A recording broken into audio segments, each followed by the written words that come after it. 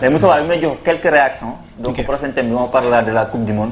Pourquoi nous devons à tout prix de me poser le Khalifa. Vu que mon dernier Coupe du Monde, nous sommes au Qatar. L'importance de la Coupe du Monde, là, après. Mais avant ça, même quelques réactions si ok, d'accord. Demain, il Papa Sall, Nana Ziare, plateau bi nice, Machallah Mohamed. Il y a Koli Balde, merci Mohamed. Je vous souhaite une excellente émission. Sport, football, le Sénégal. Je vous aime fort. Vous parlez du football sénégalais. Je vous suis depuis 2017. Il dit qu'il est en Libye. Il s'appelle Koli Balde. Depuis 2017, je me suis. Il y a Bamba le foot, enfin vous êtes là. Bonsoir à tous en place. Voilà, il y a Ousmane Fenen, merci. Je vous souhaite une excellente émission. Il y a Mam Diouf, lolu moma gëna metti ci Aliou Cissé. Génération ñom Sadio Mané dañoo waroon profiter bu baax cette génération bi quoi, genre c'est la région c'est du gâchis. Ouais, c'est du gâchis. Voilà, il y a encore Bamba. Déjà, leurs critères pour nommer un sélectionneur, c'est pitoyable. Comment ça, faut entraîner une fois en Afrique pour être éligible? Et t'appelles là? Je te rejoins. Il y a Sen Sport TV, Pape Thiaw, moi, Aliou Cissé, moi, Pape Thiaw. Il y a Mohamed Dante Diané, c'est un manque de sérieux et de magouille. Il y a Samba Gueye, État, 20 millions lay fay, fédération sénégalaise complétée quoi, c'est-à-dire la fédération. Voilà, il y a Mohamed Dante Diané, Pape Thiaw, l'équipe nationale est trop grand pour lui. Amara, lorsqu'il demandait l'équipe, on a dit d'aller faire ses preuves en championnat. Il a pris le championnat avec la Linger. Voilà, il y a Ouzou John, 221, Macha les frères, depuis Jas. C'est Ouzouma qui ont te salue, frérot. Il y a aussi, je termine par ce commentaire, il y a Falto Gang. Ibrahim Mbaye du PSG est l'un des plus grands binationaux africains actuels. Donc, merci Gaï. Donc, vous pouvez continuer, liker, partager. Et ce sera intéressant, bouger. Donc, pour plus de visibilité, like et commenter, c'est très intéressant dans le débat. Donc, prochaine question, on parle de la Coupe du Monde parce que l'État m'a profité si Gan Bignam, donc Coupe du Monde au Qatar, Khalifa Mi. Donc, l'importance de la Coupe du Monde, je pense que quelques football, vous connaissez 2002, donc, la génération 2018, lañ fekkee mooy ñoom Sadio Mané nii ak beneen bi récemment bi xamante ne voilà dem nañu jusqu'en huitième de finale. C'était ça, donc éliminé par l'Angleterre. Donc pourquoi le Sénégal doit se qualifier à tout prix si Coupe du Monde bi di ñëw yow Khalifa yow mi xamante ne demoon na Coupe du Monde. xam nga importance Coupe du Monde lan nga ñu ciy wax. Je pense que la Coupe du Monde 2002 a fait franchir au Sénégal, le football sénégalais, un palier. Donc je pense qu'en 2002, c'est le gars qui a dit que le Sénégal n'est que tout le Bundaw. Et ça, moi, je me rappelle, j'étais très jeune, mais c'était un excellent souvenir. Se réveiller à 8h, à 11h du matin pour aller regarder le match du Sénégal, c'était extraordinaire. Donc l'euphorie qu'il y avait autour de ça, c'est là où on a compris qu'on a raté beaucoup de choses avant voilà, les années précédentes. Donc du coup après on s'est qualifié en 2002. Moi j'avais souffert quand on a été éliminé ici par le Togo en 2006. C'était très dur. C'était dur à voilà. La Coupe du Monde quoi. Exactement. Adebayor qui se présente au stade avec deux paires de chaussures, deux chaussures qui se ressemblent pas et qui se posent pour nous vanner. Et finalement ils sont qualifiés. En 2010 aussi c'était pareil, c'est la Gambie je pense qui nous a empêchés. C'est la Gambie qui nous a empêchés. Moi je me rappelle ce jour-là je devais rentrer en France, j'étais bloqué, j'ai raté mon vol. C'était la totale. Mais après il y a eu 2014, tout ça on n'est pas parti. Mais en 2018 aussi, enfin on s'est qualifié, c'était une belle chose. C'était une belle chose même si c'était compliqué, on est éliminé par un cumul de cartons jaunes. Moi je me rappelle j'avais organisé le voyage. Finalement j'ai pas pu, j'avais mon billet, j'avais tout, j'ai pas pu y être. Et j'avais aidé à des amis à y aller à ma place parce que j'avais un événement heureux, c'est là où j'ai eu la naissance de ma fille. Donc elle est née le jour de l'ouverture de la Coupe du Monde. Donc du coup c'est pour ça mon père d'ailleurs l'appelle Miss FIFA. C'est une parenthèse. Mais voilà, après il y a eu 2022, moi j'étais au Qatar et j'ai senti qu'on était un pays important du football mondial. Franchement, quand on se présentait, je m'appelle, vous poser la question à Passan, quand on voyait les images de Sadio Mané défiler sur les écrans géants, c'était extraordinaire. Et même les émotions qu'on a vécues là-bas en tant que Sénégalais, c'est des choses à faire vivre à son pays. Donc le Sénégal ne doit plus être un simple spectateur du football. Du football mondial. Dañu wara bokk. Dañu war di bokk. Et on a une génération. Surtout. C'est ce que je disais tout à l'heure, il y a du gâchis. Si vraiment on n'enchaîne pas les coupes du monde, ça serait du gâchis. J'ai une fois entendu quelqu'un qui était contre Aliou Cissé disait que Aliou Cissé cette CAN devrait être sa troisième CAN. Je dis mais il n'a pas tort. c'est ce que disait Ngom tout à l'heure. On a une très bonne génération. On doit être présent à toutes les grandes compétitions. Donc voilà, c'est quelque chose. Déjà, on est numéro. Je sais pas si je ne m'abuse. On est numéro 2, je pense. On est numéro 2. Voilà, numéro 2. Je pense que cette année, il y a beaucoup plus de qualifiés. Pour la prochaine Coupe du Monde, il y aura beaucoup plus de qualifiés. En tant que numéro 2, on ne doit pas se permettre de louper un tel événement. Donc pour conclure, je dirais ça. On doit être présent à la Coupe du Monde 2026, Inch'Allah. Inch'Allah. Donc Moustapha, l'importance Coupe du Monde boobu lan moo tax ñu war a qualifier à tout prix par rapport ak yow ni nga gisee suñu football de manière générale. Déjà, depuis tout à l'heure, on est en train de le dire, on est en train de parler du fait que Sénégal dafa waroon tegle ay Coupe d'Afrique, etc. C'est parce que justement Sénégal am na dayoo ju mu am actuellement ni ci football et c'est pas juste en Afrique. Aujourd'hui, c'est-à-dire regarde nos joueurs par exemple. Si on prend la génération qu'on a actuellement, t'as quoi? T'as des Sadio Mané, des Gana Gueye, des Edouard Mendy, des Kalidou Koulibaly, des Lamine Camara. Ce sont des joueurs qui sont reconnus partout en fait. Est-ce que tu vois un peu? Aujourd'hui, tu dis Lamine Camara, tout le monde le connaît. Jackson, etc. Ils jouent dans les meilleurs clubs. Donc le Sénégal, en toute logique, tu peux avoir une équipe telle que le Sénégal et ne pas te qualifier en Coupe du Monde. C'est inadmissible. Surtout que, bon, les filles Afrique déjà, c'était juste 5 équipes qui ont qualifié. Mais là maintenant, on a augmenté le nombre d'équipes. Je crois, si je ne m'abuse, c'est 8 équipes. Même si après, bon, il y a les barrages qui sont un peu compliqués. Mais par rapport à notre poule, il y a qui dans notre poule?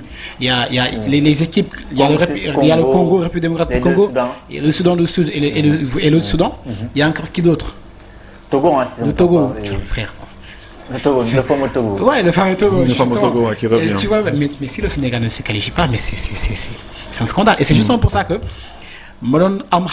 parce que pour moi période bi ñu nekk nii c'est une période phare du moment boo xam te dañu war a am ay tâtonnement dañu war a nekk si ay moment yoo xam te ay certitude la ñuy demee Sud-Soudan prochain match yi ñoom ñoo nekk ils ont 2 points d'avance si ñun dañuy dem fekk leen Soudan on les chiffre comme on dit ici. Parce que tu vois bu ma gisee Soudan sax seen match éliminatoire Coupe d'Afrique ñu dóor leen 4 quelque chose comme ça je me suis dit bon Soudan ce sera pas difficile mais Congo. Et tu dois le Congo, malheureusement on a mal géré ici, on a fait un match nul, alors que à l'heure actuelle les gens devaient être sur notre canapé, franchement. déplacer tranquillement, mais malheureusement c'est pas le cas. Déjà pour mon côté le Sénégal, wóorul ak dayo ju mu am jamono bii nii ak joueur ñu am wóorul baigner qualifié Coupe du Monde. Ça c'est le premier point. L'autre point, tout à l'heure j'étais en train de regarder, même si on parle du côté financier, si on rentre dans la Coupe du Monde, le fait de participer à la Coupe du Monde, avantage génial. Par exemple, aujourd'hui Sénégal, rien qu'en participant à la Coupe du Monde, ils vont gagner 1,5 million de dollars, soit 1 million, voilà 1,4 million d'euros, ce qui représente en CFA 941 132 769 000 francs, frère. Et ça c'est rien qu'en se qualifiant. Oui. Imagine maintenant si tu pars par exemple, si tu arrives en quart de finale, tu gagnes 17 millions de dollars. 17 millions de dollars, tu sais combien? C'est 10 milliards de francs CFA. Mais la dernière CAN bi ñu jëlee loolu mais xaalis bu mu en quart de finale. ça ñu doon wax fédération war na mën a fay entraîneur. Et justement. Mais je pense qu'ils sont audités là-dessus, hein, les autres continuent. Foofu nag la politique bi dafay baax ci bëri bi. Là ça va être intéressant. Tu vois un peu. Je suis encore allé plus loin. Je me dis, imagine comme par exemple lors de la dernière Coupe du Monde, le Maroc est allé en demi-finale. Par exemple. Supposons que tu pars en demi-finale. Même si tu perds la petite finale, si tu la perds, comme par exemple le Maroc, tu sors avec 27 millions de dollars, frère. En CFA? En CFA, mais les chiffres sont tellement nombreux que j'ai même 16 milliards 940 390 223 francs CFA. Et je parle du perdant. Ça, c'est l'importance de la Coupe du Monde. Est-ce que tu vois rien que déjà, financièrement, tout à l'heure on parlait du côté sportif, etc. D'ailleurs, mais financièrement, déjà, une fédération comme le Sénégal, rien que qualifié déjà, d'ailleurs, plus ngay avancer plus ngay amasser xaalis. Parce que souvent il y a une discussion gars nañ ci am ma ne la pourquoi ñoom xaalis bi ñu si daan gañ ñu ci créé benn clé fond. Merci frère. Infrastructure quoi. Infrastructure. On a eu ce débat là, je sais pas au début quand on commençait YouTube en 2017 un truc comme ça. On disait mais et à l'époque je crois il y avait même pas encore le truc juste France à Bokande amagul. On se disait que mais tey jii nii Sénégal par exemple dem na fi ay Coupe du Monde demaat fi Coupe du Monde. Mais xaalis bi ñu am noonu mais pourquoi pas ñu tabax si benn Clairefontaine boo xam ne Sénégal comme Maroc bi baase ñuy am débat bi ñu ne Maroc instant daf ñu raw loolu moo tax ñoom ñi mën a convaincre yenn joueurs ñooy di rejoindre parce que man dernièrement Mauritanie loolu laa fa gis quoi Mauritanie dañ ne fédération président bi mu ñëwee somme bi mu jotee as tuut bi mu am si Coupe d'Afrique mais moom la defaree restaurant fu ñuy entraîner. C'est un pays qui respecte le football. Sénégal on parle de Coupe d'Afrique en Coupe du Monde c'est extraordinaire. Parce que tu vois un peu xaalis boobu pour man war na nekk lu palpable loo xam ne dañ koy gis. C'est bien suñu football bi ça marche parce que petite catégorie tout ça ñu si gis seen bopp. dernièrement champ ñu ngi leen visité parce que instant ñëpp nañu partout nag. tout c'est bien mais jusqu'à présent là juste François Bocandé moi j'aurais bien aimé comme ni nga wax ñu am benn comme Clairefontaine nga xam ne que toutes les équipes peuvent se réunir là-bas nga xam ne pro yi ñu ngi fii espoir ñu ngi fii façon ñàkkuñu espace. lan la ñàkkuñu espace bi nga def. on a de l'argent tout petit peu d'argent ñu jël ñu structurer on peut le faire. On peut mieux encadrer les choses est-ce que tu vois un peu. beneen cas bi nga xam te ne dama fay bëgg a ñëw te je regrette li tax loolu amul Sénégal mais war na mën a candidater pour organiser une Coupe d'Afrique. Est-ce que tu vois un peu le fait d'aller aujourd'hui tey jii benn Maroc le Maroc ils vont organiser la Coupe du Monde. Les joueurs sont en train de rejoindre le Maroc. Parce que pourquoi ils sont en train de rejoindre le Maroc parce que gis nañu ne Maroc dem na ba demi-finale. bizarrement xoolal daguma la de bizarrement Ben Seguir laa doon seetaan hier sur téléfoot. muy kii entraîneur di wax nan la ko convaincre mu dem Maroc. mais nan na ngeen yaakaar na laa convaincre ñoo organiser Coupe d'Afrique. ma ne ko prochainement mën nañu dem Coupe du Monde. la dernière fois demi-finale Coupe du Monde lañ dem. loolu yëpp boo ko dajalee. mais un jeune joueur proche donte France bëgg na ko mais dafa valider à 100%. mais bien sûr et man su ma nekkoon à sa place. je signe tout de suite. est-ce que tu vois un peu. donc déjà pour dire que même si côté boobu on est en retard. maintenant retard boobu dañ ko rattraper même si après gars nañ ne bon peut-être Maroc tout ça mais je me dis que si on agit intelligemment. ressources yi ñu am avantage ñu fay tirer bu ñu ko tegee sur la table football Sénégal dafa war a gën a nem ci kanam.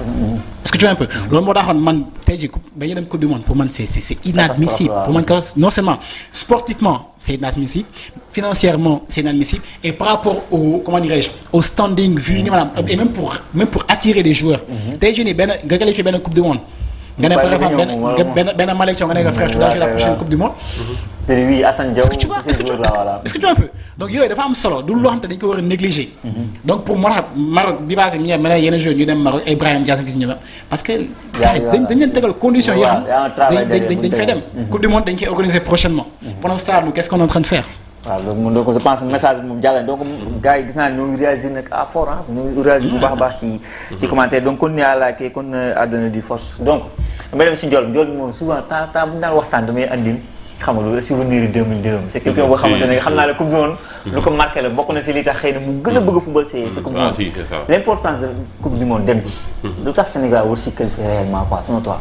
Mohamed loolu pour commencer c'est une formalité loolu force la on doit arrêter d'être modeste Mohamed parce que foofu lañ toll ci football jamono yi ñuy toog ñoom El Hadj Diouf ils avaient réalisé l'exploit maanaam Sénégal mosul dem Coupe du Monde ñun mosuñ ci def suñu yaakaar mosuñu ko xalaat ñoom ñu rêvé loo ñu qualifié le Coupe du Monde ba pare ñu jàppaleen gâteau compétition gâteau poule bi sa waaye ñu def exploit qualifié quart de finale te mënoon nañ sax dem demi-finale mais c'est que le Sénégalais moo gaaw a doyal quoi xam nga non Sénégal dafa gaaw a doyal xam nga on l'a perdu sur des détails mais mënuñu ñu voilà bu nekk période boo xam wax naa la génération boobu man ba léegi dama leen respecté ku ma si gis parfois Henri Camara le courage dans mon quartier là-bas à Mermoz mais ku ma ci gis rek respect bi day daw gisoo Aliou Cissé mën naa ko classe parce que football amul sentiment et tout mais respect bi vraiment chapeau bas quoi je leur tire mon chapeau quoi vraiment parce que ils nous ont fait rêver c'est eux qui ont donné à l'équipe nationale du Sénégal c'est lettre de noblesse ñoom ñoo ñu bëggloo football bëri nañu xam Sénégal ñoo tax moo tax El Hadj Diouf à chaque fois rek damay wax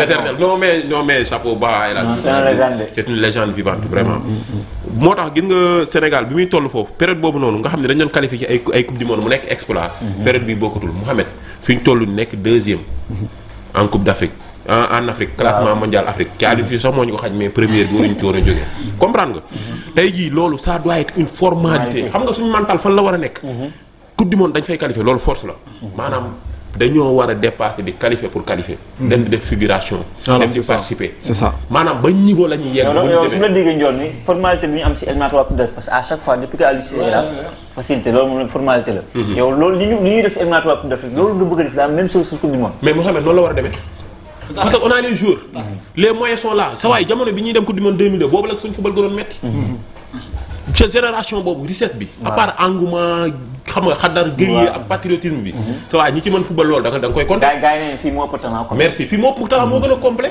peut-être xam nga engagement patriotisme bi nekkoon xam nga guerrier gi der bi ñee moom ce sont des soldats en guerre man noonu laa leen tuddee woon c'était des soldats en mission ñoom dañoo xamoon li ñu bëgg te ku ci sol maillot de l'équipe nationale du Sénégal sa waay da ngay xam li nga sol importance s'il le faut da ngay joxe sa bakkan moo tax man sa waay chaque jour nee naa gars yi jël nañ kaan bi et tout mais nee naa émotion yi ma am 2002 très franchement non man gaw ma ne dinaa ko amati ci football ci aw ma ko bi Sénégal bi dee kan. kontaan naa trop mais Sénégal sa waay France en 2002. waaw Sénégal Suède. le talonnade de Pape Thiaw l'enchaînement de Henri Camara non mais ça c'est le très haut niveau loolu moom sa waay xoolal non mais je peux pas oublier ces émotions boobu je me rappelle maa ngi Kébémer sama dëkku maam Mohamed j'étais plus petit mais dañoo dox plus de 8 kilomètres avec les pieds nus du ma ko fàtte sama tànk yi di naaj sama benn toos fekk ñu foofu jëndal ma ndékki ma sama benn xarit bu ñuy wax Abdou Ndiaye maa ngi koy nuyu de passage jëndal ñu ndékki pain thon affaire yooyu noonu dugal ñu ci oto ñu dem ñibbi non mais loolu moo bëgg loolu non moo tax chaque match mën na ñii nii bu ñu toogee mën naa la tegal tous les classements Sénégal en 2002 non mën naa la tegal lépp je te jure jours yi sama benn toos dafa ma doon may xaalis pour ma koy citer les 24 jours sélectionnés chaque jour bu wàccee damay dañ leen war a rendre hommage ñii ku bëgg football Sénégal wala ku respecté Sénégal ñoom ñoo tax moo tax gars yi parfois ma gis El Hadj Diouf fréquenté benn boy wala benn ñu naan image bi c'était contre l'Uruguay. Mais je me rappelle contre Suède, ce jour-là que j'ai croisé quelqu'un qui m'a dit aujourd'hui là, je sais pas, il était 21h. Mon jusqu'à minuit, El Hadj Diouf est le meilleur joueur du monde. C'est-à-dire tey moo dàq football du monde. Je veux El Hadj Diouf, il était sur une autre planète. Et ça on n'oubliera pas. On n'a jamais vu un joueur qui a aussi surclassé un match. Moi je suis pas un fan de Diouf, je suis un grand fan de Fadiga. Non, à lui seul il gagnait des matchs. Non, à lui seul. Voilà, exactement. À lui seul il décidait du seul match. Voilà, franchement El Hadj Diouf, je le respecte. Je l'ai respecté depuis ce match-là. Parce qu'avant moi je suis pas quelqu'un qui aime forcément le joga bonito, dribble, faire. Je suis pas fan de ça. Je veux quelque chose de très direct. Et puis je suis fan de Fadiga. J'aime la technicité, mais les fantaisies, beaucoup de fantaisies, c'est pas mon délire. Mais depuis ce jour-là, j'ai un respect énorme pour El Hadj Diouf. Voilà, son audace et son culot quoi. Je me rappelle, Maradona avait dit où était caché ce petit. Après le match du Sénégal mais où était caché ce petit tellement il avait époustouflé le monde du football. moo tax bokk na ci identité yi nga xam ne lay présenté woo ku mu fekk ci table il te dit ça je suis le double ballon africain xam nga je fais partie des 100 meilleurs joueurs selon Maradona loolu da koy présenté woo. mais il a raison. mais génération boobu moom la résident may noonu contre la France. Thuram, Thierry Henry, Leboeuf. non mais ñii da nga man xam nga parfois damay toog sama nekk je te jure. ma tegaat match bi ma seetaan ko en intégral barki dem maa ngi dugg sa chaîne. gis naa nga diffusé match bi il y a 3 ans. xam nga barki dem laa ko seetaan je te jure. billahi dama dugg sa chaîne. match on a gagné 3 ans nga ko diffusé vrai ou faux. kon xam nga seetaan naa ko. mais même Sénégal Togo xaw ma benn match kaan. dugg naa Sénégal Égypte. même Sénégal Égypte 2004 2006 je ne me trompe pas. gis naa ko sa chaîne keroog laa ko seetaan barki dem ma gis benn match Sénégal coupe du monde la xaw ma coupe d'Afrique encore. ma seetaanaat parce que ñii da ngay am plaisir. même Pape Bouy Diop yàlla na ko yàlla yërëm dama benn jour mooy bi may jógee voyage noonu waa ci dëngee ci terre bi di jël terre bi saa ma romb ko ñu Pape Bouy Diop maa ngi jël cag-cag maa ngi bëgg a dem ci terre bi vite fait mu ñëw bañ a tardé émission bi mais ma rombee ba gis benn monument ñu def ci photo Pape Bouy Diop dama ne waaj taxawal non mais Bouba c'est une légende. Bouba franchement non dama taxaw je te jure mais et c'était un joueur qui yàlla ko yàlla yërëm boobu encore une fois mais c'était quelqu'un qui avait du ballon. On pense qu'il était il avait que du gabarit, que il était dur sur l'homme. Non, il avait du ballon. Bouba Diop il jouait juste. Il était dur sur l'homme, mais quand il fallait contre-attaquer, c'était le premier contre-attaquant. Il avait un vision de jeu quoi, exact volume de jeu. Exact, il était tout le temps présent dans la surface adverse. Et quand il faut être en bas pour défendre, il est là. Tu vois, et c'est quelqu'un qu'il faut rappeler qu'il n'était pas titulaire au départ. Il a été titulaire parce que Pape Sarr a pris un carton rouge contre le Nigeria avec Didier Okocha en demi-finale. Tu vois, après il est venu dans l'équipe, il a marqué. C'était un quart de finale. Il est venu en demi-finale, il a marqué. Et depuis il est plus sorti de l'équipe. Et je pense que c'était l'un des meilleurs Sénégalais de la Coupe du Monde. Et il est resté. Franchement, c'est la génération 2002. Inoubliable. Je pense même les exact. Même nos enfants, nos petits-enfants, on devrait leur montrer de temps en temps même ku ci am famille ci ñun. am sa soxna parfois nga teg benn match Sénégal boo sa doom yëpp toog nga nangu seen téléphone yi. teg reer bi ñu reer nga teg match bi ñu seetaan ko. je pense bu ñu jëlee Coupe d'Afrique. je pense que c'est grâce à ñi parce que ñu koy wax man maa ngi wax li tax importance de la Coupe du Monde ku nekk joxe na ci avis man pour man ñu bëri